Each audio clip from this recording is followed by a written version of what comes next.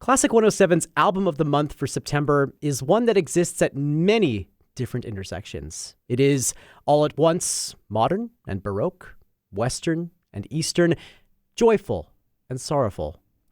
Zaytoun, the Arabic word for olive, is the debut record by Tenor Haitham Haidar. The Montreal native has striven to forge his own path in the classical music industry ever since completing his education and has performed in a number of traditional musical settings, including a couple of years ago here in Winnipeg as part of Bach's St. John Passion with the Winnipeg Baroque Festival, and more adventurous musical settings as well, like with the Kaleidoscope Vocal Ensemble.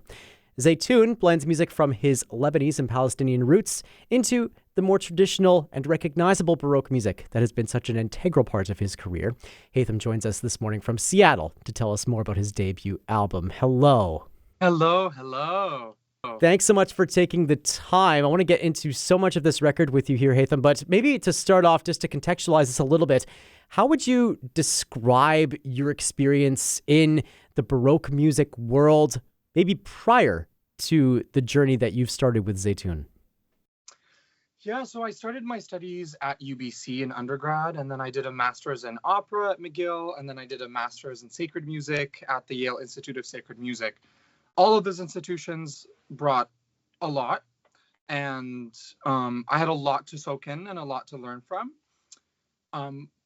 So many opportunities came up because of these institutions, but with that said, I personally didn't feel like I had a super smooth time in any of them. Kind of all of them brought some level of challenges and obstacles that I felt I had to get through. There were a lot of times, particularly in my undergrad, where I was kind of hinted at that this may not be for me. Singing might not be my kind of niche. And I don't know, I didn't not agree with them at the time. I was like, yeah, I'm not great, but like, this is why I'm here. But on some level, I did feel like there was a dissonance between what I was receiving as feedback in terms of that kind of, prediction, and versus what I felt inside. So for me, diving into Baroque music was always a passion project. If Baroque music is anything, it is passionate, it is fiery, it is emotionally motivated. And that's something that really attracted me to that era of music.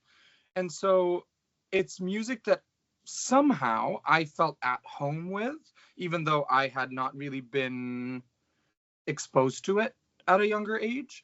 So with that, I explored kind of my emotional side as a performer, but there was always a part of me that was, I don't know, asking for more sides of me to align, and that included vocally.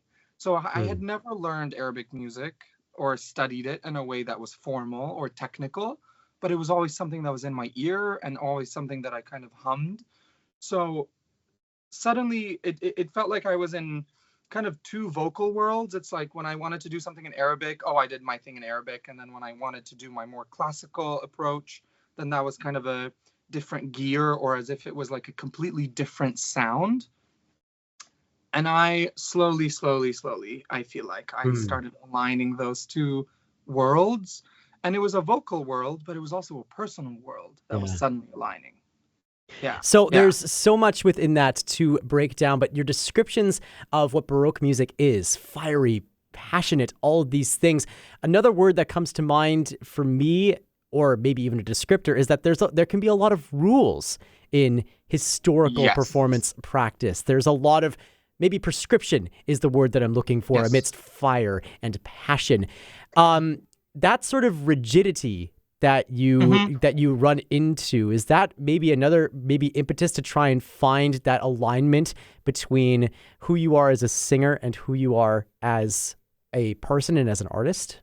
Yeah, I mean, totally good point. I think what ends up happening, I think Baroque music within itself is not rigid, but I think the way it is taught and it is presented has become this very serious, almost symphonic, you're at the symphony and you're all buttoned up and you can't be making a sound and that kind of energy. And Yeah. that to me did not feel aligned with what Baroque music was all about. Improvising, just like trying something out. It didn't work. Oh, well, like move on to the next one.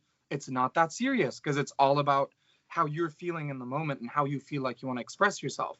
So you're absolutely right. What ended up happening was that I felt so kind of, I don't know, yeah, kind of just, I needed to kind of restrict myself in a way. It was just too, I wasn't tidy enough, if that makes sense. And so suddenly, yeah, my exploration in Arabic music was just like a reminder that we're improvising, we're feeling, we're just, that's kind of the point. It's kind of like in a Handel aria, right? You have the A section and then the B section, and then you go back to the A section. You're repeating the words again. The whole point of it is that you're supposed to figure out what motivated you to go back to that A section. Why am I saying these words again after I said the B section? So what happened there that has changed my vision over the words I said earlier that I'm now going to say again, but differently? So that to me, motivating your practice with intention and character, let's call it, I don't know. Sure. Is really the heart of it all. And so when we get so rigid about things, oh, well, this needs to be this needs to be this metered, it becomes a little bit difficult. And not only that, but in these two kind of genres, I mean, Baroque music is a very broad genre and Arabic music is also a very broad genre. But one is very much transcribed and one is very much oral. But with Baroque music, when you're ornamenting, technically, see, here we go again with the right but like, you're supposed to motivate your ornaments as well, so that not every time you sing that aria, let's say, or that song, you're doing the exact same thing every time. It needs to feel like you are coming up with this in the spur of the moment, because today I feel this way about it, and yesterday I felt differently. So that brings us to the moment, that spur of the moment decision, in some ways, the moment you felt spurred on to create this very personal and very different and, yes, very free sort of a project compared to what the stereotype is of period performance. Mm-hmm. What was that moment for you where you knew you had to make Zaytoun? Okay, so for a few years, I had decided to out loud say, I want to make an album. So I would tell good friends, I would tell, just to say it. I had nothing ready, nothing prepared. And what I started doing was I started creating kind of a repertoire list. Every time I would think about a song that I loved, I would just go write it down in this document, right? Didn't matter, no theme, nothing. Just whatever felt good and something I felt like singing easily and lovingly. So I would write that down. And then a year maybe after that or into that, I ended up cutting ties with an arts organization that I used to work with quite frequently.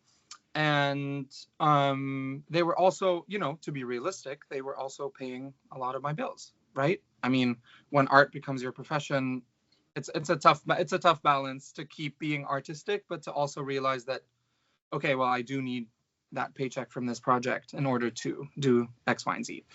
And so when I kind of lost that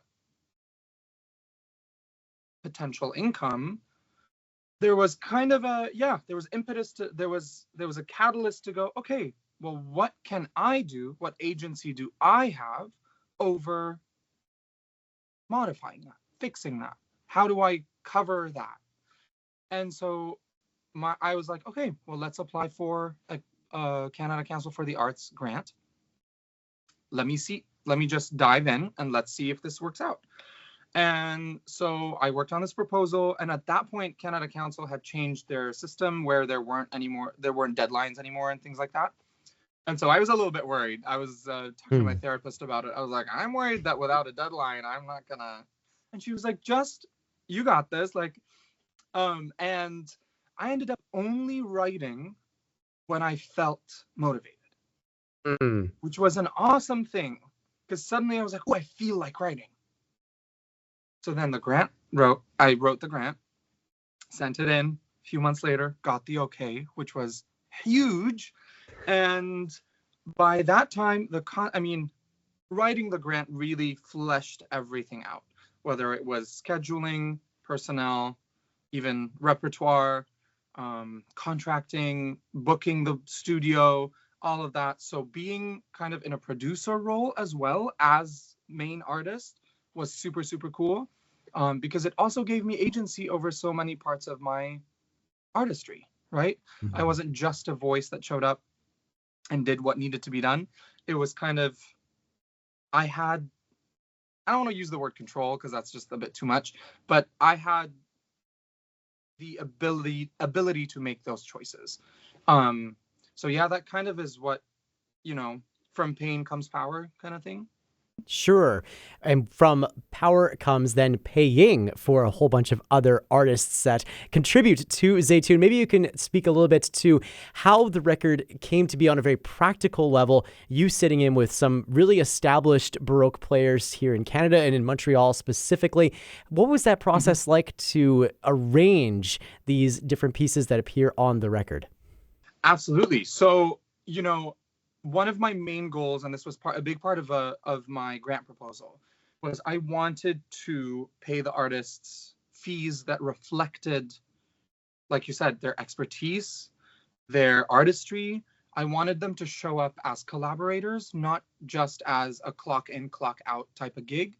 So in Montreal, we are unionized, and there are kind of base minimum rates, which most organizations use the minimum, if not all, which is too bad. And I understand why, because funding and et cetera, et cetera. But you end up not making that. You don't make what you give.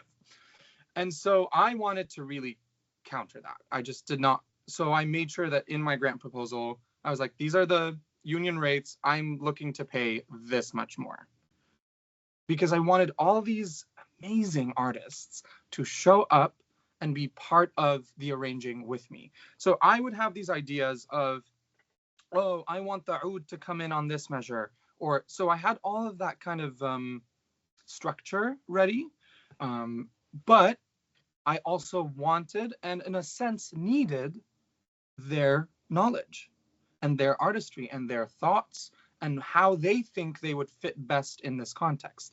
A big part of this project was these two worlds hopefully learning from each other. And so Mm. that was super important to me that, for example, in Wahabibi, we have arch lute and oud. And it's one of my favorite things to kind of pair together, because the lute was still kind of supporting harmonically while the oud, improvised and played more so melodically, because it is a more melodic instrument than it is harmonic. And so that's where we played. That's where we had you know, I had scheduled every piece for a certain amount of time in rehearsal. And yeah, we would just sit. Great. So now we have an hour to explore Wahabibi. And I'm like, this is what I'm thinking in terms of structure, a cappella first verse, this and all that kind of stuff. And let's play around. And so then in the last verse, we changed some chording because we wanted it to be a bit warmer. Like things like that were super, super informative, one, to me. And then two, I felt was a sign of respect to who these people are. They weren't just here to play notes that I said play this. They were there to be part of this process. And even when, oh, like I would get, someone saying, oh, I don't think I would fit super well here, or oh, I don't, great, all good, right? I needed every single piece on there, every single involvement, to be filled with love and heart. So if it felt uncomfortable or stressful, then that's not the journey we're taking, because this is not the album for that. So that is a journey for authenticity and finding that same sort of thing you were talking about before, which is aligning your artistic self and your personal self. As you were making these sort of explorations, you mentioned also that the two sort of sound worlds that Zaytoun presents are sort of learning from one another. What were some of those commonalities maybe that you found between the different musical traditions that make up Zaytoun, and what did maybe they learn from each other during that Yeah. process? Yeah, I think they're similar in a sense where Baroque music, though transcribed, though metered and measured in that sense, still lends itself to improvisation. It still lends itself to flexibility. Um, there's actually not as much rigidity in the music as I feel like it has become. So there's a lot of room in that sense to just play by ear. And that might mean orally, and that also just might mean off the cuff, right? Like, just play it by ear. In this, now you feel this, do that. I mean, you should hear the different takes and some of the pieces, like they're just so drastically different. Because you can say something in so many different ways, and we know that as humans, you can just, with a different tone or inflection, with one word, you can change the entire meaning. So that I felt was super common, and in addition to that, the style of the ornaments, I don't think are that far from each other. So many of the, like, for example, in Monteverdi with the like trillos and things like that, repeated succession of the same note, versus kind of a, I don't know, I'm going to call it a quiver or a shake between almost a trill, but it's not quite, in like a quarter tones or even half, like semitones. Those are not super far from Arabic stylistic ornamentations and Baroque ornamentation. And I found that was a super cool parallel that sure was new, but didn't sound imposed or kind of like off or weird, right? It's like, oh. And then to learn from each other, I think in Arabic music, again, super, super generalization, but I don't want to say that tidiness is not appreciated, because it is, but it's not really about that. So perfection, which I sense sometimes in the classical world is a goal, even though we know it's impossible. It becomes, Arabic music becomes this kind of like, to me, a breath of fresh air of like, I just sing it. I don't think about it. And so that freedom, I think, or liberty, is something that I felt classical music can really pick up on, or relearn, because I think it was part of its culture, but we've lost some of that. We've lost some of the humanity in classical music, I find. It's just too robotic and it's too businessy now. And I understand that we're trying to make it, so I get it. But we're losing some of the essence and the kind of grit of what Baroque music was all about. I mean, these are playing on gut strings. Like, it's supposed to sound wild in a way, right? Yeah. And then I think, for example, in the Erbar Medish Mein Gott, which I translated into Arabic and not transcribed, but, we kind of arranged differently, or the instrumentation, the oud was playing the violin one part. So the violin was playing the violin solo. And then the oud was playing, so Aboud Kayali on oud was playing the violin one part. So that was a completely different world for him. With that said, he did it so beautifully. But it's not easy to play a violin part on oud. And particularly in that piece, it's supposed to be for violin solo and then kind of a string trio and then continuo. But in this case, we had violin solo, Tania Laperrière on violin solo, and then we had Aboud, Sylvain, and Abraham Ross on violin one, and then Aboud was on violin one, and then archflute, Sylvain, and harpsichord, Abraham, they were kind of filling in the violin two and the viola parts kind of harmonically.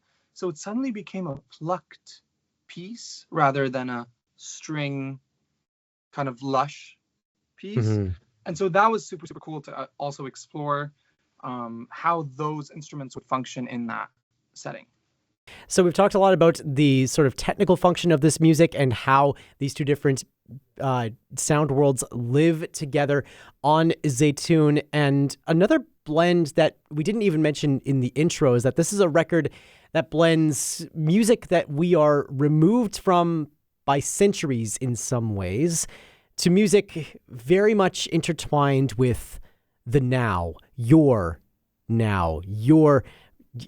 personal experiences in the world today, when the experiences of your family and the culture in which a lot of this music is rooted in is at the forefront of a lot of our attentions. I'm speaking about the ongoing situations in Lebanon and the genocide in Gaza.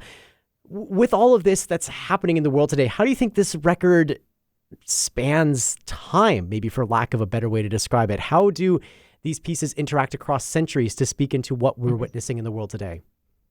So first of all, I want to thank you for using the accurate terminology for what is going on in my countries. So I sincerely appreciate that. I know that unfortunately, it's not super common, particularly to be broadcast like this. So thank you.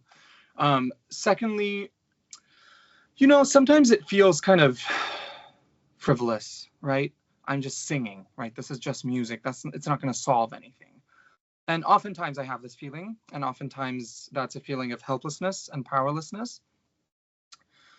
With that said, I feel like the privilege that I have of, one, being alive, two, of being in North America in this sense, I mean, particularly in Canada,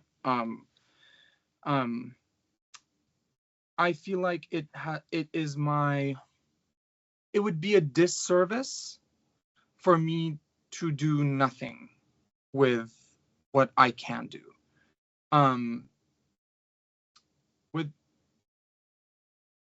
I feel like there's been a lot of, I've been in certain very many contexts, and this is even pre-Zaytoun, when I would be talking about Palestine very proudly, or singing about Palestine, or doing any artistically exploring that and sharing that with an audience. And a lot of times that was a very stressful setting. But I would get very many people who would say, thank you for saying what you said. We needed to hear that. Things like that. Of course, there was also pushback. But music is something everyone can relate to. Music is something that most, if not every person, will feel something from. And if I can swing the pendulum or just tap it to go in one direction for a centimeter, then that to me is progress. I would love to do this and for the world to get on board, right? I wish that were the case. I wish it was that easy, but it's not. And so then, do I fight reality in that sense, or do I work with the reality that I have and see, and this is what I mean by privilege, is where am I able to word this in a way that I know will be heard better, right? Mm-hmm. If I want to say things like exactly how I want to say them, some people might not be able to hear that. And that's fair enough. Similar to any kind of relationship, right? If you want to give someone, I don't know, a critique or something, and if you know that person and care about that person, then you would make an effort to make sure that they hear it the way you actually want them to hear it. And that doesn't mean lie. That doesn't mean withhold truth. That doesn't mean sugarcoat. Absolutely not. You can be honest and kind at the same time. And so for me, it's important to study who my audience might be in a certain context, and then frame my message or my people's message in a way that I think they will hear it most productively. And so to me, in a sense, maybe subconsciously, that's what Zaytoun is.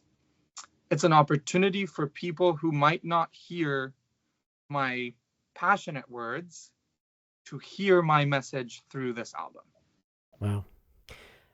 So that's what this record is maybe meant to do for the listener. What has creating this record and performing the songs on this record done for you as you continue to bear witness to what is happening in Lebanon and Gaza? It's you know, it it's mixed. It's a mixed feeling, because yeah, there's that one part of me that I'm like, oh, nothing, in a sense, nothing matters, which is a beautiful, liberating philosophy. But it makes me feel like we have some sort of agency over our voice, in a time where our voices are not heard at all. As a Lebanese Palestinian, we have so many family members and family friends who we've lost, and so many of them were philosophers, thinkers, poets, musicians, actors. So they were all kind of resistance fighters, but through art, through word, through and those people were, killed because of what they said and how they decided to say their things. And so it's a tough balance to try and deliver a message through art when that even is still not accepted. And I've been thinking about this a lot, and that art used to be a true reflection of what society is going through. And I feel like right now, art has become this, I don't know, business machine, right? We're just going to put on a Beethoven 9. Like, we're just going to keep roll. And I understand we need to fill the halls. We need to do this. But suddenly we've lost the essence of what art was supposed to be. Art was a form of expression for those who could not express themselves in a different way, or that was the best way for them to express themselves and what was going on around them, and to express things that on behalf of other folks, right? Artists were always a marginalized community. It was always the lesser than economically, and it kind of still is. And so there's kind of that bond, I find, usually between artists and those who are marginalized. And so it's important for me that art retain that spirit, that it goes back to being the voice of the unheard.